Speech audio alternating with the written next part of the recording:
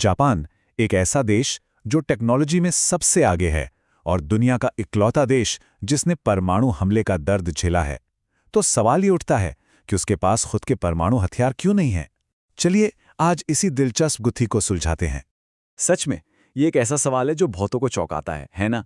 कि जिस देश पर एटम बम गिरा उसी के पास एक भी नहीं है।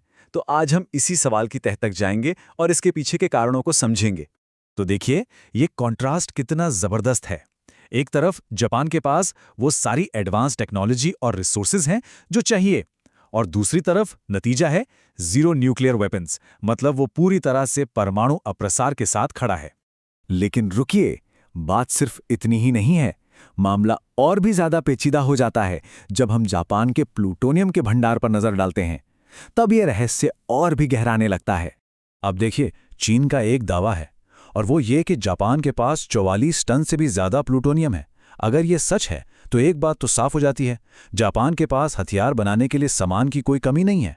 अच्छा, 44 टन प्लूटोनियम का मतलब क्या है? अंदाजा लगाइए। इससे करीब 5,500, जी हां, 5,500 परमाणु बम बनाए जा सकते हैं।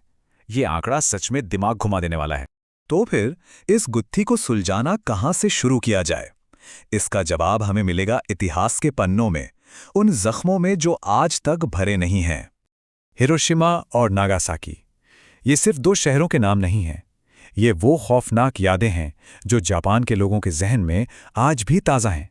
उस तबाही ने देश की पूरी पहचान को हमेशा हमेशा के लिए बदल कर रख दिया। और इसी दर्दनाक तजुर्बे की वजह से वहां के लोगों में न्यूक्लियर हथियारों के खिलाफ एक बहुत मजबूत भावना पैदा हुई, जो आज भी कायम है। लेकिन ये पहेली का सिर्फ एक टुकड़ा है, पूरी कहानी नहीं। तो फिर असली वजह क्या है? वो छिपी है जियोपॉलिटिक्स में, एक बहुत ही पावरफुल एग्रीमेंट में जो कई दशकों से जापान की सुरक्षा की नींव बना हुआ है। और ये एग्रीमेंट है अमेरिका जापान सिक्योरिटी ट्रीटी।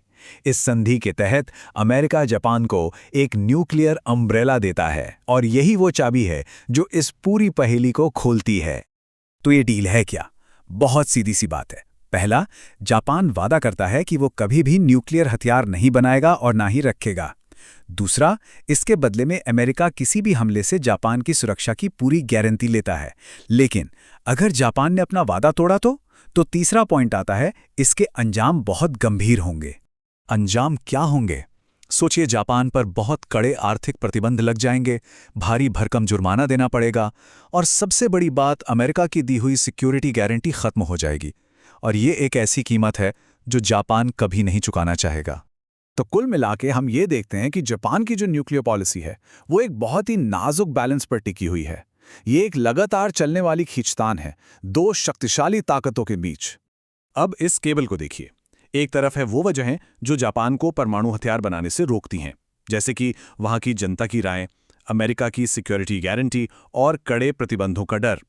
और दूसरी तरफ है वो वजहें जो उसे इस तरफ धकेलती हैं, जैसे कि उसकी अपनी जबरदस्त टेक्निकल क्षमता और आसपास के देशों से सुरक्षा की चिंताएं।